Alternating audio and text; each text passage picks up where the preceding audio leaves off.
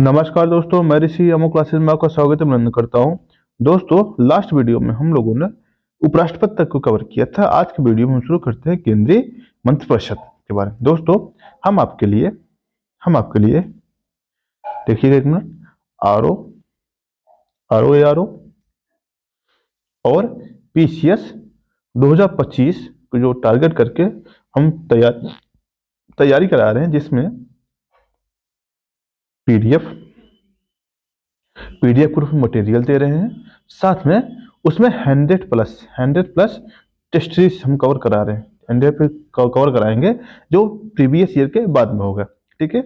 RO का जो GS का प्रीवियस ईयर वो भी चल रहा है, साथ में हिंदी का जो हिंदी वाला जो पीवाईक्यू है वो भी कवर कराया जा रहा है। प्लेलिस्ट बन गई है, आप वहां पर जाकर आसानी से देख सकते हैं। ये आपके लिए पीसीएस के लिए बहुत ही अति महत्वपूर्ण है। या कोई भी आप एग्जाम दे रहे हैं, घटना चक्र उसके लिए क्या होता है, रामबाण होता है। ठीक दोस्तों, शुरुआत करते हैं आज के नए सेशन से। क्या है, आज पढ़ेंगे हम केंद्रीय मंत्रिपरिषद। आपने पढ़ा होगा, देखते हैं।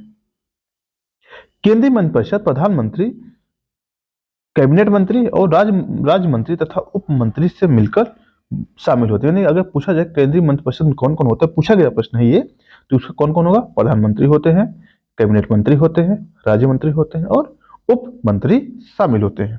ठीक दोस्तों, आगे देखते हैं दोस्तों। अनुच्छेद 74(1) के अनुसार राष्ट्रपति को सहायता और सलाह देने के लिए एक मंत्रिपरिषद होगी। यानी अनुच्छेद 74 में क्या लिखा है? राष्ट्रपति को सहायता और सलाह देने के लिए एक मंत्रिपरिषद होगी, जो प्रधानमंत्री, जिसका प्रधानमंत्री होगा। यानी इसमें कहा गया, अनुच्छेद 74 में क्या कहा गया? राष्ट्रपति के सहायता के लिए एक मंत्रिपरिषद होगी, जिसका प्रधानमंत्री होगा। ठीक है, आगे चलते हैं। राष्ट्रपति अपने कृत्यों का प्रयोग अपने करने के लिए मंत्रिपरिषद की सलाह करेगी। यानी इसमें यह कहा गया, 42वें संविधान संशोधन द्वारा ये 1976 में स्थापित किया गया था कि आप बिना मंत्रिपरिषद के सलाह पर नहीं करेंगे, और प्लस मंत्रिपरिषद के सलाह को आप वापस नहीं कर सकते। लेकिन जो 44वां संविधान संशोधन हुआ, उसमें यह कहा गया है कि फिर से इसे संशोधन किया कि नहीं, राष्ट्रपति महोदय जो है एक बार पुनर्विचार के लिए वापस कर सकते हैं। ठीक है, इसमें लिखा है ना कि राष्ट्रपति मंत्रिपरिषद की ऐसी सलाह साधारणतया अन्यथा पुनर्विचार करने की अपेक्षा कर सकेगा। राष्ट्रपति ऐसा पुनर्विचार के पश्चात दी गई सलाह राष्ट्रपति अनुसार कार्य करेगा। यानी जो सलाह मंत्रिपरिषद ने दिया, किसको दिया? राष्ट्रपति को दिया, उसके अनुसार क्या करेगा? राष्ट्रपति कार्य करेगा। ठीक है, आगे चलते हैं। राष्ट्रपति के अनुसार इस प्रश्न की किसी न्यायालय में जांच नहीं की जा सकती कि मंत्रियों ने राष्ट्रपति को क्या सलाह दी, और या नहीं दी तो क्या दी, नहीं तो क्या दी। इसका मतलब ये है, मान लीजिए राष्ट्रपति ने मंत्रिपरिषद कोई सलाह मांगा, तो आप ये नहीं दावा कर सकते, न्यायालय में दावा करके ये नहीं जान सकते कि मंत्रिपरिषद ने राष्ट्रपति को क्या सलाह दिया था। ठीक है, आगे चलते हैं। अनुच्छेद 75(1) के अनुसार मंत्रिपरिषद की नियुक्ति कौन करेगा? राष्ट्रपति करेगा, और अन्य मंत्रियों की नियुक्ति राष्ट्रपति की सलाह पर, प्रधानमंत्री की सलाह पर राष्ट्रपति द्वारा की जाएगी। इसका मतलब क्या है कि अगर किसको मंत्री बनाना है, किसको नहीं बनाना है, ये काम कौन करता है? प्रधानमंत्री तय करता है, और नियुक्ति काम कौन करता है? आपका राष्ट्रपति करता है। अनुच्छेद 75(1) का में ये मंत्रिपरिषद, प्रधानमंत्री में शहीद मंत्रियों की कुल संख्या कितनी हो सकती है दोस्तों? 15% से अधिक नहीं होगी। कब ये किया गया? पहले क्या होता था, जब मिली जुली सरकारें चलती थी 90 की ईरा में, तो होता क्या था, सभी मंत्री बनना चाहते थे। कभी कभी मंत्रियों की संख्या बहुत अधिक हो जाती थी, यानी कई दल बना के एक सरकार चलती थी, तो हर दल को अपना मंत्रिपरिषद चाहिए, तो मंत्रिपरिषद की संख्या इतनी ज्यादा हो जाती थी लोगों की कि लोग कि जितना मंत्री उतना ज्यादा पैसा खर्च। इसीलिए एक संशोधन किया गया, कब? 1991 संशोधन किया गया, कब? 2003 में। इसमें यह कहा गया कि जो मंत्रिपरिषद की संख्या होगी केवल 15%, 15% निकाले किसकी? लोकसभा का। लोकसभा 15% निकाले, लगभग 80 के आसपास मंत्री आपके, 80-82 के आसपास मंत्री आपके आते हैं। ठीक है, आगे चलते हैं। तो केवल 82 मंत्री ही नियुक्त हो सकते हैं। ठीक है, आगे चलते हैं। अनुच्छेद 75(2) के अनुसार मंत्री राष्ट्रपति के प्रसाद पर्यंत पद धारण करेगा। अगर पूछा जाए किसके प्रसाद पर्यंत पद धारण करता है, तो क्या होगा? राष्ट्रपति के अनुसार। इसका मतलब क्या है? इसका मतलब यह है कि किसी भी मंत्री को किसी भी समय हटाया जा सकता है। ऐसा नहीं कोई नियुक्ति होगा तो 5 साल रहेगा। हालांकि ये संवैधानिक उपचार है कि 5 साल रहेगा, लेकिन उन्हें किसी भी समय पदत्याग करने के लिए बाध्य किया जा सकता है या उनको हटाया जा सकता है। अनुच्छेद 75(3) के अनुसार मंत्रिपरिषद लोकसभा के प्रति सामूहिक रूप से उत्तरदायी है। यानी जो मंत्रिपरिषद है क्या है, सामूहिक रूप से लोकसभा के प्रति क्या है, उत्तरदायी है। आगे चलते हैं।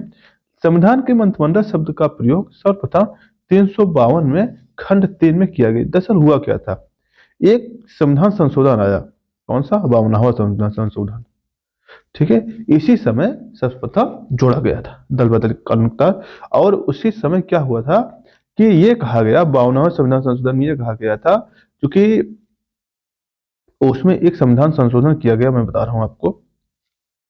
हुआ क्या था, आपको 1975 का आपातकाल याद होगा, पढ़ा होगा आपने।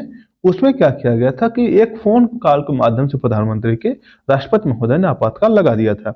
इसमें यह कहा गया कि भैया आप लिख सकते हैं, आप कर सकते हैं, बिना मंत्रिमंडल या मंत्रिपरिषद के मतलब सिफारिश के आधार पर नहीं कर सकते। यानी जब तक लिखित सिफारिश नहीं दी जाएगी तब तक आप आपातकाल की घोषणा नहीं कर सकते, ऐसा किया गया था, ठीक है। इसीलिए सर्वप्रथम मंत्रिमंडल शब्द का प्रयोग उसी में किया गया था। कैबिनेट मंत्री, जो कि मूल संविधान में ऐसा नहीं था, कैबिनेट मंत्रिमंडल प्रधानमंत्री सहित कैबिनेट स्तर के मंत्री परिषद शामिल होते हैं, ठीक है। आगे चलते हैं दोस्तों। मंत्रिपरिषद उत्तरदायित्व के कारण आधिकारिक अनामता के सिद्धांत से सुरक्षित रहते हैं और अधिकारियों के द्वारा किए गए कार्यान्वयन के जिम्मेदार अंतिम रूप से मंत्री होते हैं। यानी ब्यूरोक्रेसी जो भी डिसीजन, मान लीजिए गृह मंत्रालय है, गृह मंत्रालय के सचिव भी हैं, हेड सचिव भी हैं, अपर सचिव भी हैं, कई भी हैं, लेकिन जो मंत्री होगा गृह मंत्रालय द्वारा जितने भी कार्य किया जाएगा उसका रिप्रेजेंट वही करेगा। अब मान लो कोई जिम्मेदारी, कोई खामी होती है तो उसका जिम्मेदार वही होगा। क्यों? क्योंकि जनता का जवाब उसी से पूछेगी, ब्यूरोक्रेसी से जनता का जवाब पूछने नहीं चाहती है, ठीक है। आगे चलते हैं। केंद्रीय केंद्रीय कैबिनेट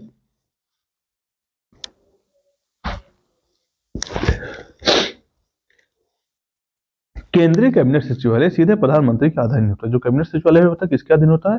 प्रधानमंत्री का अधीन होता है। इसका प्रशासनिक प्रमुख कैबिनेट सचिव होता है, ठीक है दोस्तों। जो सचिवालय सिविल सर्विसेज बोर्ड के पदेन अध्यक्ष भी होता है। अनुच्छेद 75(2) के अनुसार कोई मंत्री जो निरंतर 6 माह की किसी अवधि तक संसद के किसी सदन का सदस्य नहीं है, उस अवधि की समाप्ति पर मंत्री नहीं रहेगा। इसका मतलब क्या है? मान लीजिए कोई एक मोदी सरकार बनी, और मान लीजिए एक आप हैं, आपका नाम मान लीजिए मोहन है, ठीक है। मोहन मिले, मोदी जी बहुत प्रभावित हुए, उन्होंने कहा ये मोहन इतनी योग्यता है, इनको क्या करिए, मंत्री बना दिया जाए। क्या बना दिया? मंत्री बना दिया जाए। पता चला मोहन जी ना तो लोकसभा के सदस्य है ना तो राज्यसभा के सदस्य है। क्या किया जाएगा? आपको मंत्री बना दिया जाएगा। कितने दिन के लिए? 6 माह के लिए। 6 माह के अंदर आपको लोकसभा में या राज्यसभा की सदस्यता आपको लेनी पड़ जाएगी। उसको आप निर्वाचन सरकार कराएगी। अगर नहीं हो पाता तो आप फिर क्या होगा, आपको अपने पद से क्या करना पड़ेगा, त्याग पत्र देना पड़ेगा। ठीक दोस्तों, अभी चलते हैं। प्रधानमंत्री तथा अन्य मंत्रियों का शपथ राष्ट्रपति दिलाता है। यानी जितने भी मंत्री होते हैं इनका शपथ कौन दिलाता है? राष्ट्रपति दिलाता है। प्रधानमंत्री अपना त्याग पत्र राष्ट्रपति को देता है और अन्य मंत्री भी किसको देते हैं? राष्ट्रपति को ही देते हैं। संघीय मंत्रिमंडल की बैठक की अध्यक्षता प्रधानमंत्री करता है। अनुच्छेद 78 के अनुसार प्रधानमंत्री राष्ट्रपति को ऐसी सूचना देगा जो संघीय प्रशासन विधान के बारे में उसके मांगी जाए। और 15 अगस्त 1943 के केंद्र में मंत्रालयों की संख्या 18 थी। वर्तमान में केंद्रीय मंत्रालयों की संख्या कितनी हो गई? 51 हो गई, ठीक है। अभी कितना है? 51 मंत्रालय हो गया, ठीक है दोस्तों। आगे चलते हैं। अब इससे संबंधित जो प्रश्न है उसको देख लेते हैं। इसमें पहला प्रश्न है दोस्तों, निम्नलिखित कथनों पर विचार कीजिए और नीचे गए कोड को सही चुनाव कीजिए, ठीक है। संघ की कार्यपालिका सख्त प्रधानमंत्री में निहित होती है। अच्छा, कैसे भैया, कब से, किसमें निहित होती है? राष्ट्रपति में निहित होती है। किसमें होती है? राष्ट्रपति में। राष्ट्रपति में। पहले स्टेटमेंट का पहला जहां काट दो, यानी ये आपका 2 और 3 सही होगा। फिर भी पढ़ लेते हैं स्टेटमेंट क्या क्या लिखा गया है। प्रधानमंत्री की नियुक्ति राष्ट्रपति का द्वारा की जाती है, बिल्कुल सही है। प्रधानमंत्री मंत्रिपरिषद का प्रधान होता है, ये भी सही है। यह कहाँ लिखा है? अनुच्छेद 74(1) में लिखा है, ठीक है। यह आवश्यक नहीं कि नियुक्ति के समय प्रधानमंत्री संसद के किसी सदन का सदस्य हो, ठीक है। आगे चलते हैं। संविधान के अनुच्छेद 53(1) के अनुसार संघ की कार्यपालिका सख्त राष्ट्रपति में निहित होती। मैंने जस्ट कहा, इसका प्रयोग संविधान के स्वयं या अधीनस्थ अधिकारियों द्वारा करेगा, ठीक है। अनुच्छेद 74(1) के तहत मंत्रिपरिषद प्रधानमंत्री जो होता है मंत्रिपरिषद का क्या होता है, प्रधान होता है। और अनुच्छेद 75(1) के अनुसार क्या होता है, प्रधानमंत्री की नियुक्ति कौन करता है, राष्ट्रपति करता है। ठीक दोस्तों, और यह प्रावधान संसद के कोई सदस्य नहीं। आगे चलते हैं, इसमें ध्यान दीजिएगा 75(5) में ये लिखा गया है, 75(5) में लिखा क्या गया है कि कोई भी जगह 6 माह के भीतर सदन की सदस्यता आवश्यक लेनी होगी, यानी कोई भी मंत्री मंत्रिपरिषद का सदस्य बन सकता है, लेकिन उससे 6 महीने के अंदर क्या करना चाहिए, उसको सदस्यता ग्रहण करनी चाहिए। यह ग्रहण करनी पड़ेगी, वरना क्या करना है, त्यागपत्र देना पड़ जाएगा। ठीक है, आगे चलते हैं। भारत के प्रधानमंत्री के विषय में निम्नलिखित कथनों में से कौन सा सही है। ठीक है, प्रधानमंत्री मंत्रिपरिषद का नाम मात्र नेता होता है, ये पहला गलत है। संसद के प्रति उत्तरदायी नहीं, किसके प्रति होता है, राष्ट्रपति के प्रति उत्तरदायी होता है। ठीक है, हम लोग ऊपर देखे हैं। और नाम मात्र नहीं बल्कि प्रधानपति होता है, प्रधान मुख्य होता है। ठीक है, आगे चलते हैं। अपने मंत्रियों में से किसी को बर्खास्त नहीं कर सकता, किसी को भी किसी भी समय बर्खास्त कर सकता है। कौन, ये प्रधान परिषद का वास्तविक नेता होता है, यही आपका सही है 8वां। ठीक है, इसमें लिखा है अनुच्छेद 74(1) में लिखा है। आगे चलते हैं। भारत का प्रधानमंत्री होता है, कैसा होता है, चयनित नहीं, नियुक्ति होती है। किसके द्वारा नियुक्ति होती है, राष्ट्रपति के द्वारा होती है। किसके द्वारा, राष्ट्रपति के द्वारा है। किस अनुच्छेद में लिखा है, 75(1) में लिखा है, 75(1) में लिखा है। आगे देख लीजिएगा। भारत का प्रधानमंत्री मुख्य है राज्य सरकार का, केंद्र सरकार का मुख्य होता है। ठीक है, राज्य सरकार से कोई मतलब नहीं होता। ठीक है ना। अनुच्छेद 74(1) के अनुसार राष्ट्रपति को सहायता एवं सलाह देने के लिए मंत्रिपरिषद होगी, जिसका प्रधान प्रधानमंत्री होगा। ठीक है, ये अपने राष्ट्र के कृत्यों का प्रयोग सही सलाह के अनुसार करेगा। आगे चलते हैं।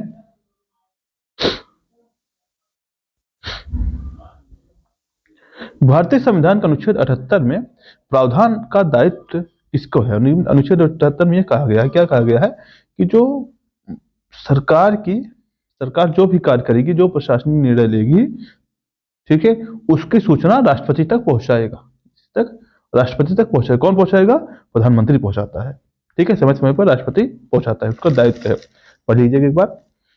संविधान का अनुच्छेद 78 में प्रधानमंत्री के दायित्व का प्रावधान है, जिसके तहत प्रधानमंत्री का यह कर्तव्य होगा कि वह संघ की कार्यपालिका के प्रशासन संबंधी विधान विषयक प्रथाओं को संबंधी परिषद के सभी निश्चय को राष्ट्रपति को सूचित करेगा। संघ के कार्यकलाप प्रशासन संबंधी विधान विषयक प्रावधानों को जो भी जानकारी राष्ट्रपति मांगे वह क्या करेगा, राष्ट्रपति उसे देगा, राष्ट्रपति को देगा। ठीक दोस्तों, अगला प्रश्न है, कैबिनेट का तात्पर्य क्या है। कैबिनेट पता है, कैबिनेट स्तर मंत्री को कैबिनेट कहा जाता है। ठीक है, कहां लिखा है, कैबिनेट या मंत्रिमंडल प्रधानमंत्री सहित कैबिनेट स्तर के मंत्रियों की परिषद होती है, जबकि मंत्रिपरिषद प्रधानमंत्री और कैबिनेट स्तर के मंत्रियों सहित राज्य मंत्री, उप मंत्री और अन्य भी शामिल होते हैं। ठीक है, ध्यान देना है। जिसमें मंत्रिमंडल होता है, जिसे कैबिनेट कहते हैं, केवल कुछ ही कैबिनेट होता है, कुछ ही मंत्री होते हैं, बाकी अलग होते हैं। और मंत्रिमंडल का उल्लेख अनुच्छेद 52 में 44वें संविधान संशोधन द्वारा जोड़ा गया है। ठीक है, कैबिनेट में मतलब क्या है, कैबिनेट स्तर मंत्री होते हैं। आगे चलते हैं। संविधान में मंत्रिमंडल शब्द को एक ही बार प्रयोग किया, किसमें 352 किया गया है। ठीक है, इसे जोड़ा गया है, संविधान संशोधन द्वारा जोड़ा गया है। कब, 44वें संविधान संशोधन द्वारा इसे जोड़ा गया है। ठीक है, आगे चलते हैं। संघ सरकार के संदर्भ में निम्नलिखित कथनों पर विचार कीजिए। एन गोपाल स्वामी अय्यर समिति ने सुझाव दिया था कि किसी मंत्री किसी सचिव को प्रशासनिक सुधार करने और उससे बढ़ावा देने के लिए पूर्णतः नामित किया जाना चाहिए। अच्छा, प्रशासनिक सुधार आयोग 1966 में संस्तुति के आधार पर वर्ष 1970 के कार्मिक विभाग के गठन किया गया और इसके प्रभार किसे, प्रधानमंत्री को अधीन दिए गए। बिल्कुल ये स्टेटमेंट आपका सही, लेकिन पहला आपका है, आपका गलत है। क्या है, गोपाल अय्यर कृष्णन अय्यर स्वामी के जो है संविधान सभा के प्रारूप समिति के एक सदस्य थे। 1950 में अपनी रिपोर्ट में केंद्र सरकार की मशीनरी का पुनर्गठन, reorganisation of machinery of central government के मंत्रियों समूह या ब्यूरो के बनाए गए थे। ठीक है, इन्होंने ये कहा था कि स्थापना की अनुशंसा की थी। ठीक है, किसकी स्थापना की, कार्मिकों की क्षमता सुधार एवं एक संगठन की प्रक्रिया की एक स्थापना करने के लिए इन्होंने अनुशंसा किया था।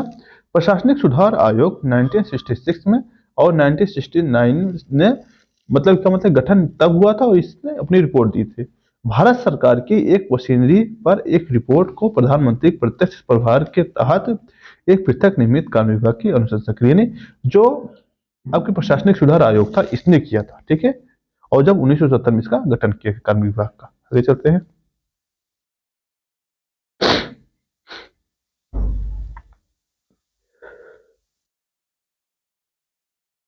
अगला प्रश्न देखिएगा, क्या संघ सरकार के संदर्भ में निम्नलिखित कथनों पर विचार कीजिए। क्या कैबिनेट सचिव की सलाह पर प्रधानमंत्री द्वारा भारत सरकार के मंत्रालयों विभागों का सृजन किया जाता है।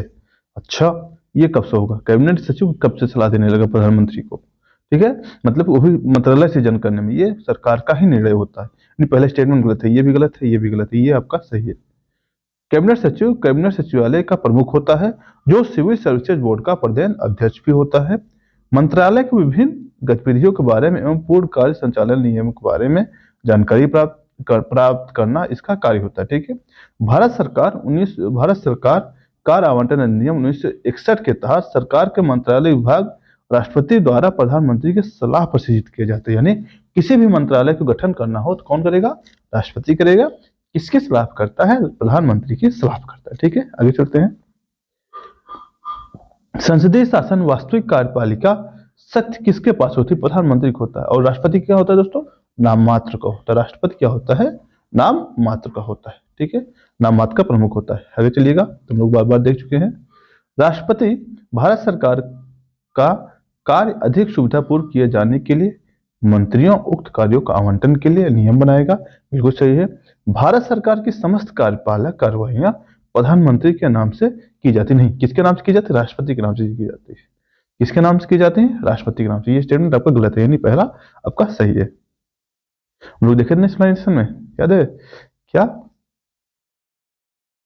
भारतीय संविधान का अनुच्छेद 77(1) के अनुसार भारत सरकार की समस्त कार्यपालिका कार्यवाही राष्ट्रपति के नाम से की जाती है, ठीक है। और 77(3) के अनुसार राष्ट्रपति भारत सरकार के कार्य अधिक सुविधापूर्ण किए जाने के लिए मंत्रियों उक्त कार्यों का आवंटन और नियम बनाएगा, ठीक है। आगे चलते हैं। यदि यदि सरकार या भारत के प्रधानमंत्री संसद के उच्च सदन का सदस्य है तो क्या होगा? अब विश्वास प्रस्ताव की स्थिति में वह अपने पक्ष में वोट नहीं दे सके, बिल्कुल। क्योंकि अगर जो अविश्वास प्रस्ताव होता है दोस्तों, वो लोकसभा में लाया जाता है। कहाँ लाया जाता है? लोकसभा में लाया जाता है। और इसके 50 सदस्य जो होते हैं प्रस्तावक चाहिए थे।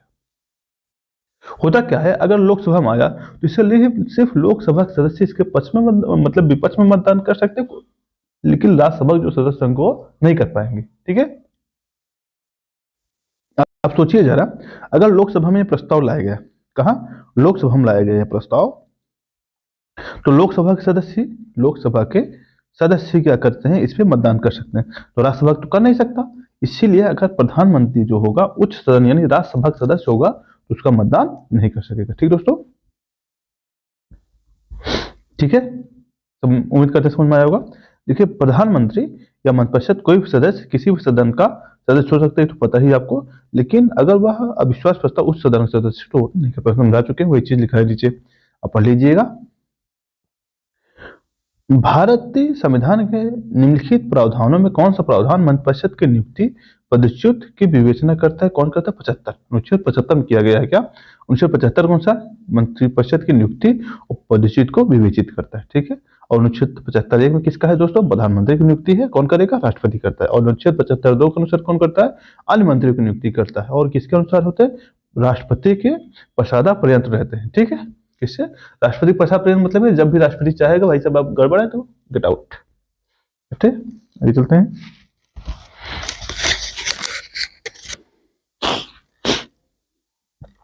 आमतौर पर भारत के प्रधानमंत्री होते हैं, कहाँ के होते हैं? लोकसभा के सदस्य होते हैं। ऐसा नहीं है, लोकसभा के यूं और राज्यसभा के भी सदस्य रहे हैं कई बार, ठीक है। आगे चलते हैं। भारत के प्रधानमंत्री की नियुक्ति के समय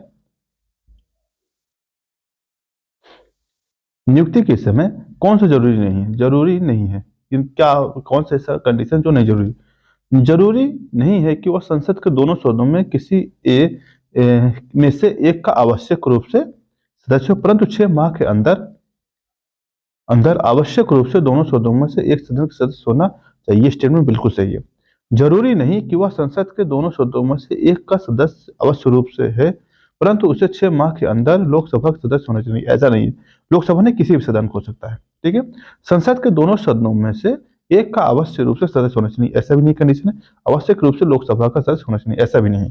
यानी प्रधानमंत्री या कोई भी मंत्री, प्रधानमंत्री ने कोई भी मंत्री जो हो सकता है, किसी भी मंत्री को ये नियुक्ति हो सकती है, नियुक्ति हो सकती है, परंतु उसे 6 माह के अंदर, कितने, 6 माह के अंदर क्या होना चाहिए, सदस्यता लेनी चाहिए। किसकी, चाहे लोकसभा में हो ले ले, चाहे लोकसभा में ले ले, चाहे राज्यसभा में ले ले। ठीक है, आगे चलते हैं। कहा लिखा है 75/5 लिखा गया, 6 माह के भीतर। आगे चलते हैं। भारत का प्रधानमंत्री बनने के लिए न्यूनतम आयु कितनी होनी चाहिए दोस्तों, कितनी होनी चाहिए, 25 वर्ष। कितनी होनी चाहिए, 25 वर्ष होनी चाहिए। ठीक है, इस पर देख चुके हैं। देखिए राज्यसभा के सदस्य बनने के लिए कितनी होनी चाहिए, ध्यान देने का।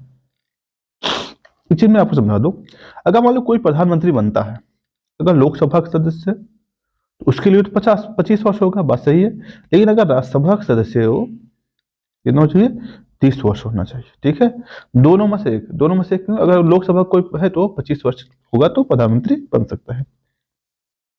आप लोग सोच रहे हैं हम भी प्रधानमंत्री बन जाए ना, सोचिए सोचिए, हो सकता है आप भी बन सकते हैं प्रधानमंत्री। ठीक है, आगे चलते हैं।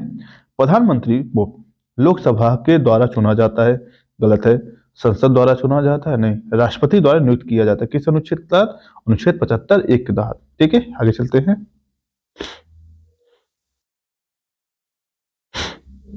कौन सा वक्तव्य सही है, ठीक है, आगे देखना है। भारत के प्रधानमंत्री संसद के दोनों सदनों के सदस्यों में से अपने मंत्रियों के चयन करने में स्वतंत्र है। बिल्कुल सही स्टेटमेंट, सही है। किसी विषय पर भारत के राष्ट्रपति के साथ उचित परामर्श करके मंत्रिमंडल के सहयोगी के चयन कर सकता है, ये भी सही है।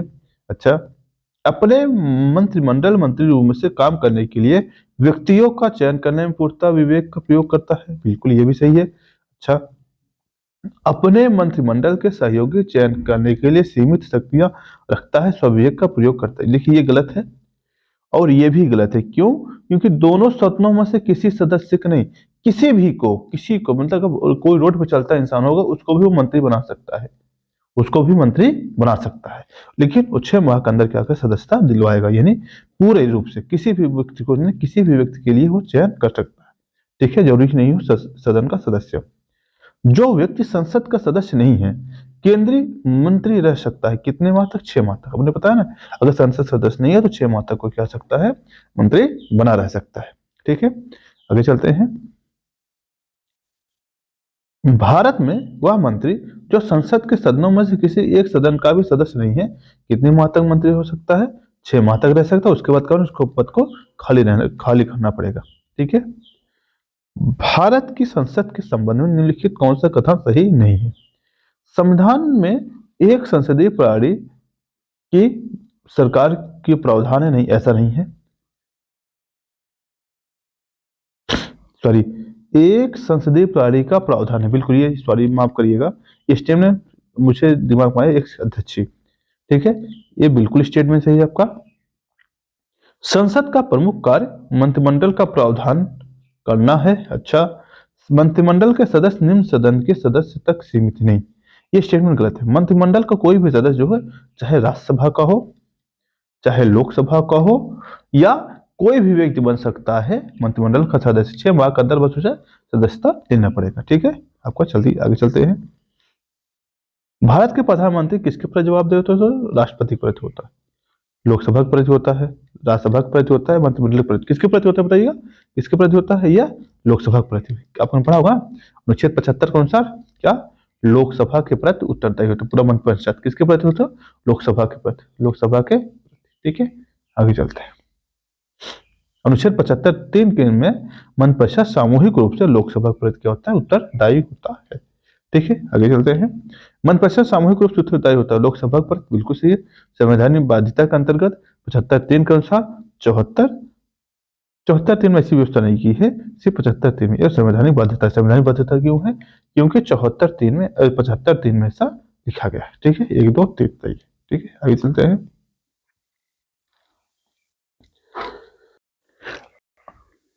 अगला प्रश्न है, मंत्रिपरिषद उत्तरदायी होती है, किसके प्रति उत्तरदायी होती है? लोकसभा के प्रति। लोकसभा के प्रति उत्तरदायी, ध्यान देना है, लोकसभा के प्रति। कहाँ लिखा गया? अनुच्छेद 75(3) में लिखा गया है। ठीक है, आगे चलते हैं।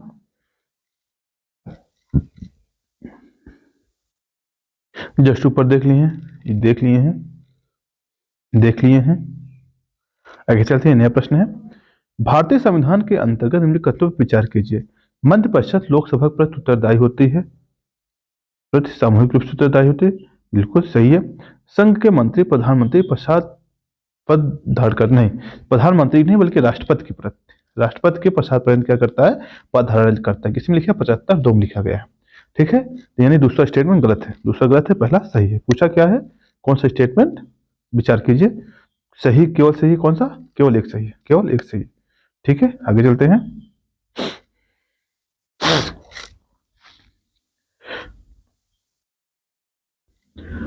भारत संघ में मंत्रिपरिषद संयुक्त रूप से लोकसभा और राज्यसभा दोनों के प्रति उत्तरदायी है, नहीं, ये गलत है।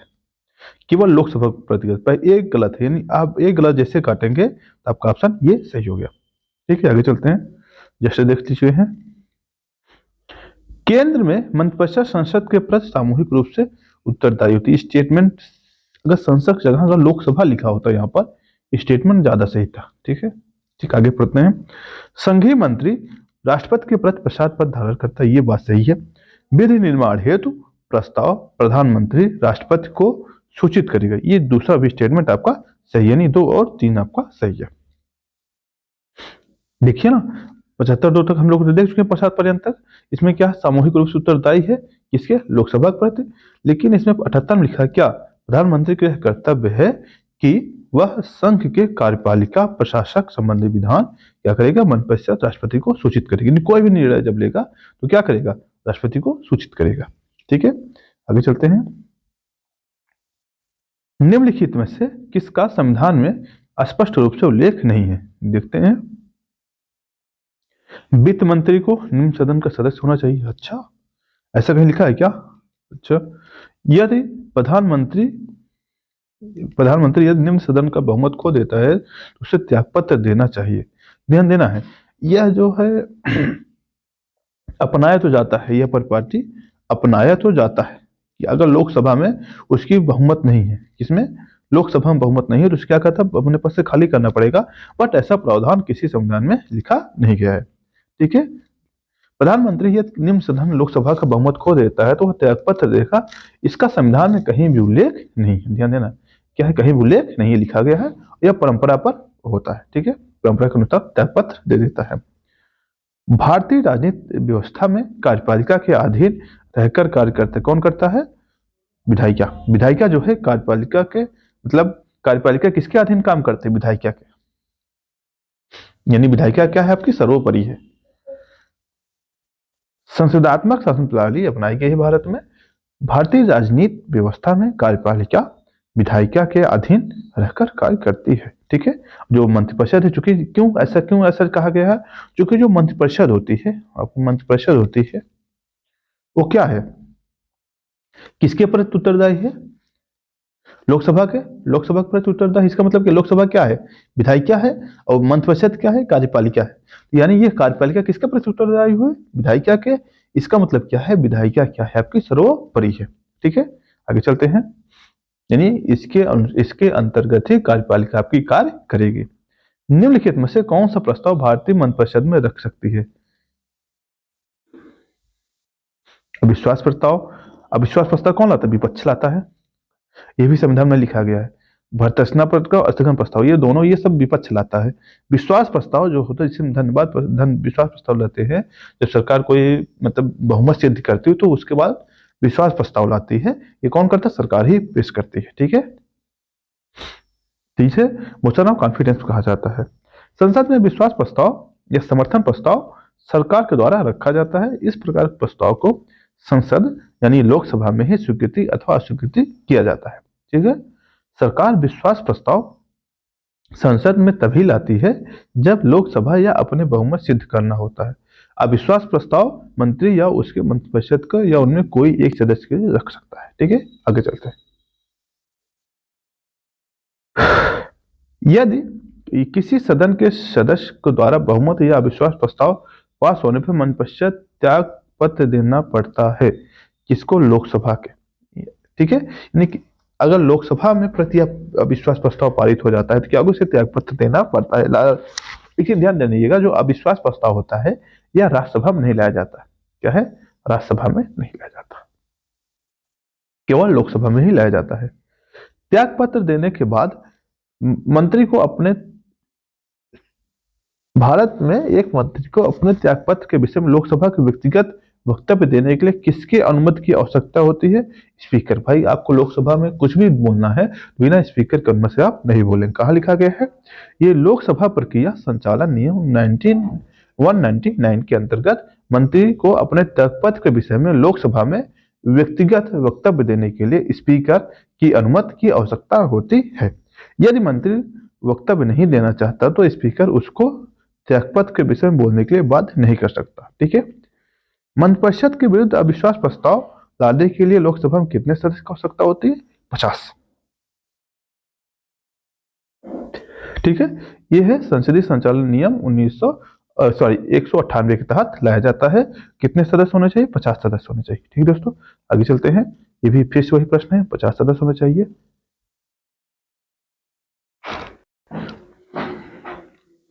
भारत में अविश्वास प्रस्ताव के विषय में निम्नलिखित कथनों पर विचार कीजिए। क्या है? बार बार वह अविश्वास प्रस्ताव आ रहा है, खैर देख लीजिएगा। भारत के संविधान में अविश्वास प्रस्ताव का कोई उल्लेख नहीं, बिल्कुल स्टेटमेंट सही है। अविश्वास प्रस्ताव केवल लोकसभा में ही पूरा स्थापित किया जाए, दोनों सही स्टेटमेंट। अनुच्छेद 75(3) के अनुसार क्या है? मंत्रिपरिषद को है सामूहिक रूप से क्या है? लोकसभा के प्रति उत्तरदायी है और अविश्वास प्रस्ताव केवल लोकसभा में ही क्या किया जाए? पेश किया जाता है। ठीक है, आगे चलते हैं। केंद्रीय मंत्रिपरिषद के त्यागपत्र देने के उपरांत निम्नलिखित कौन सा स्थिति नहीं सही है? मतलब कौन सी स्टेटमेंट इस पे नहीं हो सकता? राष्ट्रपति शासन। राष्ट्रपति शासन जो है दोस्तों 356 तहत लगता है। 356 तहत लगता है। कहाँ लगता है? राज्यों में लगता है। जब राज्य की कार्यपालिका अव्यवस्थित हो जाती है, सरकार नहीं चल पाती उस वक्त। ठीक है, यह संविधान के अनुसार नहीं चलती है। आगे चलते हैं। प्रदेश का कौन सा नेता नेहरू की कैबिनेट के पहले गृह मंत्री के रूप में बाद में रक्षा मंत्री बने थे? कौन थे? कैलाशनाथ काटजूरी थे। ठीक है, 1951 में हुए थे। स्वतंत्र भारत के प्रथम वित्त मंत्री कौन थे? इसमें केसी योगी थे। कौन थे? केसी योगी।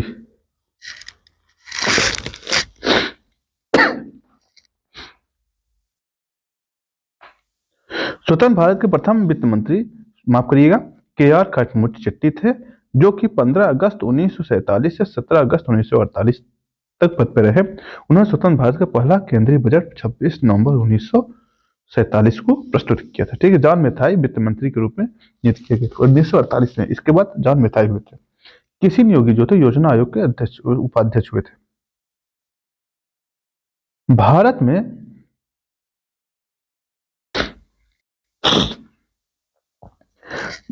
स्वतंत्रता के पश्चात प्रथम मंत्रिमंडल के कानून मंत्री कौन थे दोस्तों? डॉक्टर अंबेडकर जी थे। अंबेडकर जी थे। ठीक है,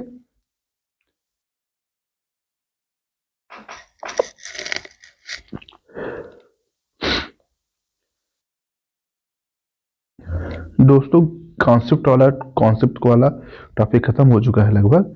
थोड़ा सा तबीयत कम ठीक लग रही और नेक्स्ट वीडियो में हम देखेंगे।